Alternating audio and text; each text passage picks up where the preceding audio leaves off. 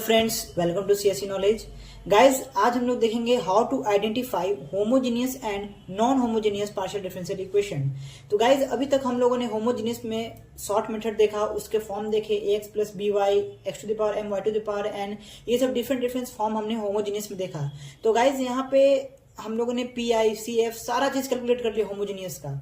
तो हमारा यहाँ पे एक पोर्शन कंप्लीट होता है, कंप्लीटली होमोजेनियस हमारा फिनिश हो गया। अब हम लोग देखेंगे नॉन होमोजेनियस। नॉन होमोजेनियस में भी हमारा डिफरेंट डिफरेंट फॉर्म्स आएंगे, उसका पीआई निकालना होगा, सीएफ निकालना होगा, तो वो हम लोग सीखेंगे। लेकिन उससे पहले हमें ये आइडेंटिफाई करने आना चाहिए कि होमोजेनियस किस कंडीशन में होता है, नॉन होमोजेनियस कब होता है।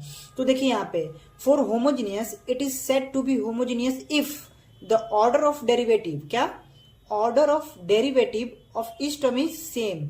इसका मतलब ये है कि जो आपका गिवन इक्वेशन है उसका ऑर्डर ऑफ डेरिवेटिव क्या होना चाहिए, सेम होना चाहिए।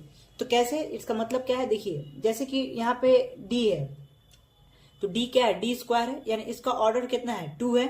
3d d डैश, d का 1 हो गया, d डैश 1 हो गया, इन दोनों का ऑर्डर 1 है, जोड़ेगा तो कितना गाइस, 2 हो जाएगा। अब d dash square, it means कि सभी का जो ऑर्डर है क्या है, सब ईच टर्म का, देखिए ईच टर्म का क्या है, कहाँ पे आया, ईच टर्म इज सेम, मतलब सभी टर्म का क्या होना चाहिए, ऑर्डर सेम होना चाहिए। तो यहाँ भी 2, यहाँ भी 2, यहाँ भी 2, इसका मतलब ये क्या है, होमोजीनियस है। अब देखिए D cube plus D square D dash plus D dash square plus D dash cube, ये क्या है गाइस, देखिए यहाँ भी 3 है, यहाँ भी ऑर्डर 3 है, यहाँ भी ऑर्डर 3 है, यहाँ भी 3 है, तो ये हमारा होमोजीनियस में आएगा। अब है D square 2d square plus 3d dash minus D dash square, यहाँ पे देखिए यहाँ पे है 2, यहाँ भी 2, यहाँ भी 2, सारे जगह क्या है, हमारा ऑर्डर सेम है। अब है r plus S minus 2t equals to 0। तो गाइज ये आपको सॉल्व करना है और कमेंट में बताना है कि ये होमोजीनियस है कि नहीं, क्योंकि होमोजीनियस होने के लिए जो आपका कंडीशन है वो क्या है, ऑर्डर सेम होना चाहिए। और सेम ऑर्डर आप चेक करेंगे, r का वैल्यू रख के, s का वैल्यू रख के और t की वैल्यू रख के। तो गाइज अब हम लोग देखेंगे फॉर नॉन होमोजीनियस। तो नॉन होमोजीनियस के लिए क्या कंडीशन है, it is said to be non homogeneous if the order of derivative is not same. अगर ऑर्डर ऑफ डेरिवेटिव सेम नहीं है जो हमारा गिवन इक्वेशन है, तो वो क्या होगा, नॉन होमोजीनियस होगा।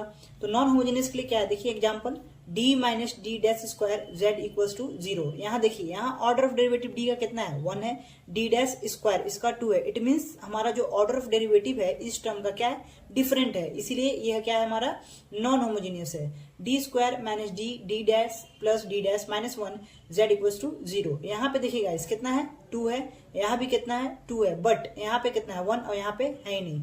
तो हमारा क्या हो गया, ये नॉन होमोजेनियस हो गया, क्योंकि इसका ऑर्डर सबका क्या है, ऑर्डर ऑफ डिग्री दोनों सबका डिफरेंट है।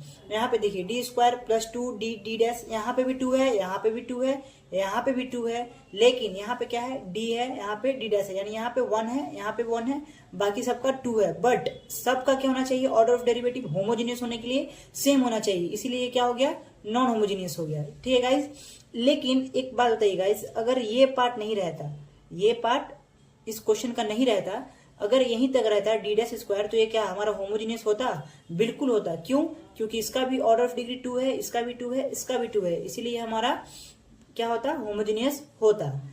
ये देखिए D minus D dash minus 1, 1 है, 1 है, यहाँ पे क्या है, नहीं है, यहाँ भी 1 है, 1 है, यहाँ पे नहीं है, तो ये हमारा क्या है, नॉन होमोजीनियस है। तो गाइज ये बहुत ही बेसिक और बहुत ही इजी है समझना कि कब किस कंडीशन में हमारा जो गिवन इक्वेशन है वो होमोजीनियस होगा, किस कंडीशन में नॉन होमोजीनियस होगा। तो चलिए गाइज, आपको अच्छे से ये आई होप कि समझ में आया हो। तो आज हम लोग इसमें सीखें कि कैसे आइडेंटिफाई करते हैं होमोजीनियस नॉन होमोजीनियस, इसको आप एकदम अच्छे से समझ लीजिए, और कोई भी चीज़ ना समझ में आए उससे कमेंट करिए, मुझे बताइए, मैं उसका जवाब दूंगा। और अगले लेक्चर में गाइज हम लोग non homogeneous based complementary function सीखेंगे और पीआई निकालना सीखेंगे। तो इसीलिए आज के लिए हम इतना ही छोड़ते हैं। ओके गाइज, मिलते हैं नेक्स्ट लेक्चर में, थैंक्स।